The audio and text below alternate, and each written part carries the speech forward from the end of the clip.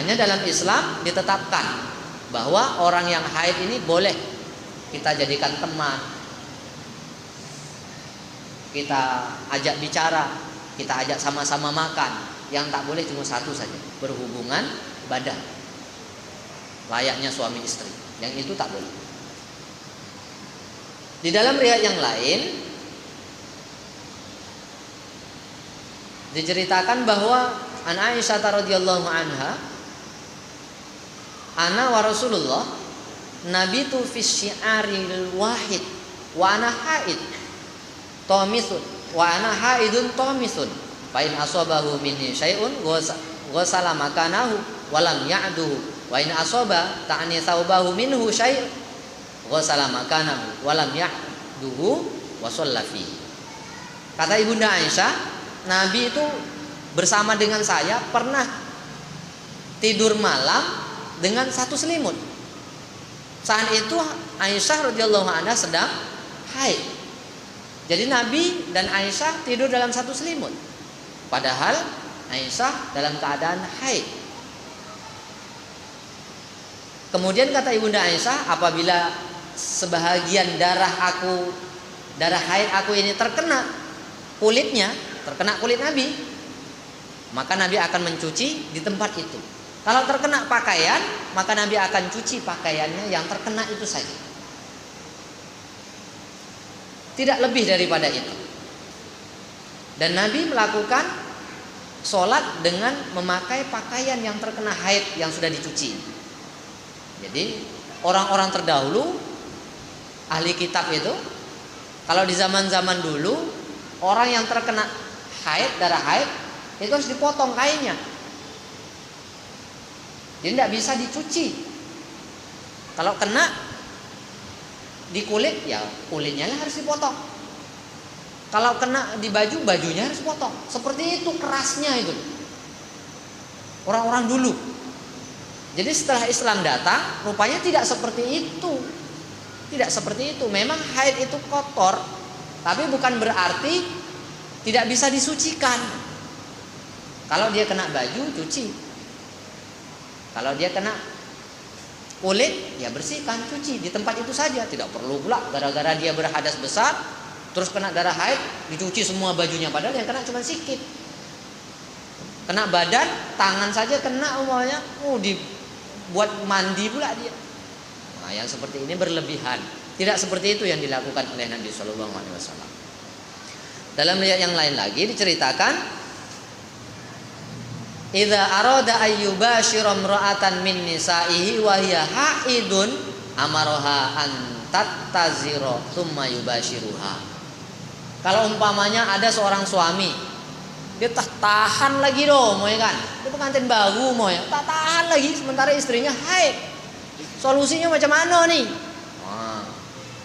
Solusinya macam mana? Nabi Shallallahu Alaihi Wasallam apabila ingin berhubungan dengan istrinya yang sedang haid, maka Nabi memerintahkan kepada istrinya agar memakai kain.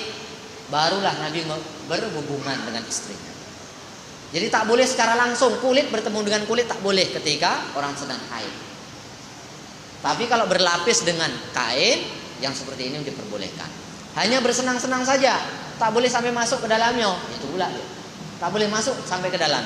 Main-main di sekitar itu aja. Kalau itu tak tahan betul umpamanya. Ini diperbolehkan dalam syariat. Harus ada alasnya, penghalangnya. Tidak secara langsung kulit bertemu dengan kulit. Di lain riwayat, kalau teking juga dimasukkan juga. Ani bin Abbas radhiyallahu anhuma, ani Nabi sallallahu alaihi wasallam fil ladzi ya'tim ra'atahu wa hiya haid qala yatasaddaqu bidinarin au binisfi dinarin. Kalau dimasukkan juga, maka kata Nabi sallallahu alaihi wasallam kena kafaroh 1 dinar. Nah, yang pernah buat, ayo 1 dinar. Kalau istrinya sedang haid, maka dia kena kafaroh, bayo dendo 1 dinar atau setengah dinar. Cuma yang setengah dinar ini ada keterangan lain yang menyatakan Ani bin Abbasin qala idza asabaha fid dammi fadinarun wa idza asabaha fin qita'id dami fanisfu dinar. 1 dinar ini kalau istri kita masih mengeluarkan darah. Kalau berhubungan suami istri, istrinya masih mengeluarkan darah, nah kenanya 1 dinar. Kalau dia sudah tidak mengeluarkan darah, dia tidak mengeluarkan darah lagi, cuma belum mandi.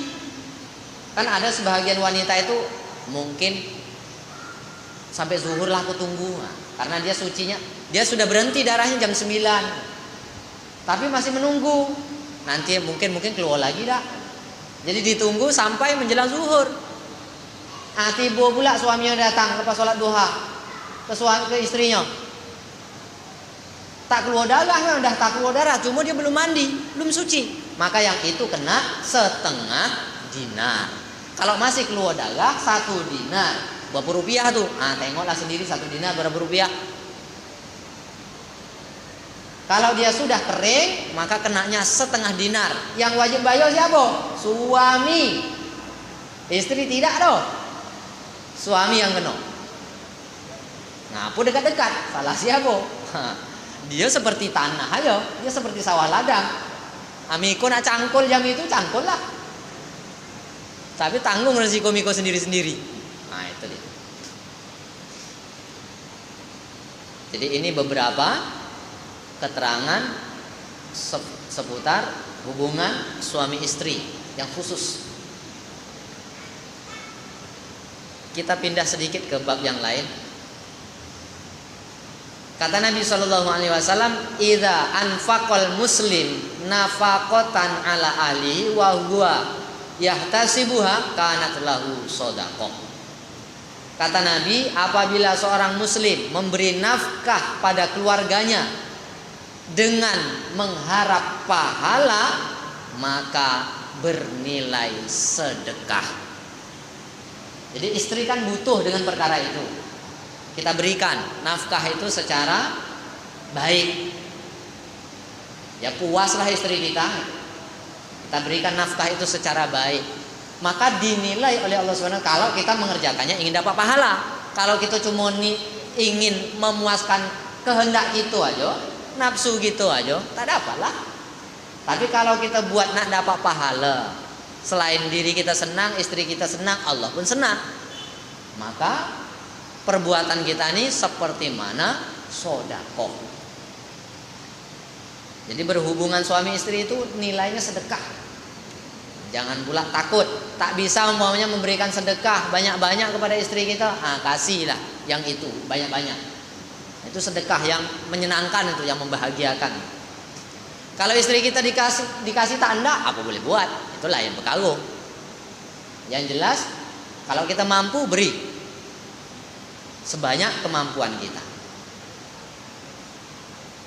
Kemudian nafkah yang lain juga dinilai sedekah. Kalau kita memberikan duit atau memberikan makan, memberikan minum, memberikan tempat kediaman yang layak kepada istri kita, niatnya untuk dapat pahala dari Allah Subhanahu wa taala, maka nilainya sedekah. Semuanya dinilai sedekah. Dalam riwayat yang lain, Nabi telah menyampaikan anna Rasulullah qala Allahu anfik ya bena Adam unfik alaika. Jadi Nabi telah mengatakan bahwa Allah Subhanahu wa taala, ya Allah berilah rizki. Ini doa Nabi. Allahu anfik ya bena Adam anfik alaika. Ya Allah berilah rizki kepada anak Adam. Berilah nafkah kepada anak Adam, niscaya kalian akan diberi rizki oleh Allah. Jadi kalau kita memberi istri kita, memberi kepada keluarga kita, memberi nafkah kepada keluarga kita, kepada kerabat kita, maka dengan sebab kita memberi nafkah kepada keluarga kita, Allah akan memberikan rizki kepada kita. Jadi jangan pula kita takut, duit tinggal 50.000, cemano nih, ditahan pula pada kita, maka Allah akan tahan juga. Makanya jangan takut memberikan nafkah kepada keluarga. Berikan saja nafkah kepada keluarga sesuai dengan kemampuan kita. Kita ada 50.000, kasih 50.000. maka Allah akan berikan rizki kepada kita. Jadi urusan rizki kita Allah yang tanggung kalau kita memberikan nafkah kepada istri kita. Tidak usah bingung. Masalah rizki kita itu akan dimudahkan nanti oleh Allah Subhanahu wa taala. Akan disampaikan oleh Allah Subhanahu wa taala rizki kita manakala kita menafkahi dengan baik. Kalau kita pelit-pelit memberikan nafkah kepada keluarga kita, kepada istri kita, Allah pun akan tahan-tahan juga rizki kita.